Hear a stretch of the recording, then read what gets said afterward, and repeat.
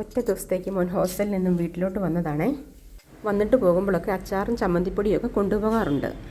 ഉണ്ടാക്കാൻ സമയമില്ലെന്ന് കരുതി കൊടുത്തു വിടാതിരുന്നാൽ വിഷമമാകും. അങ്ങനെ ഞാൻ ചമ്മന്തിപ്പൊടിയും അച്ചാറുമൊക്കെ ഉണ്ടാക്കാനായി അടുക്കളയിലോട്ട് വന്നു. വെറൈറ്റി ആയിട്ട് ഒരു ചമ്മന്തിപ്പൊടി ഉണ്ടാക്കാമെന്ന് കരുതി. മോന് കണ്ണിന് കുറച്ച് കാഴ്ചയ്ക്ക് കുറവുണ്ട്. അതുകൊണ്ട് തന്നെ ഞാൻ സെലക്ട് ചെയ്തു മുരിങ്ങയില ചമ്മന്തിപ്പൊടി ഉണ്ടാക്കാമെന്ന്. അങ്ങനെ മുരിങ്ങയില ചമ്മന്തിപ്പൊടിയും സാദാ ചമ്മന്തിപ്പൊടിയും ഉണ്ടാക്കാനായി രണ്ടടുപ്പിലായി, 2 പാത്രത്തിലായി, 2 കയ്യിലുമായി അങ്ങോട്ടും ഇങ്ങോട്ടും മാറി മാറിയിട്ട് ഇളക്കി മുരിങ്ങയിലയും ഉഴുന്നും തേങ്ങായും ഒക്കെ വറക്കലോട് വറക്കൽ. സമയമില്ലെന്ന് കരുതി തീ കൂട്ടിയിട്ട് വറക്കാൻ പറ്റില്ലല്ലോ. അങ്ങനെ അടുക്കളയിൽ വലിയൊരു മത്സരം നടത്തി.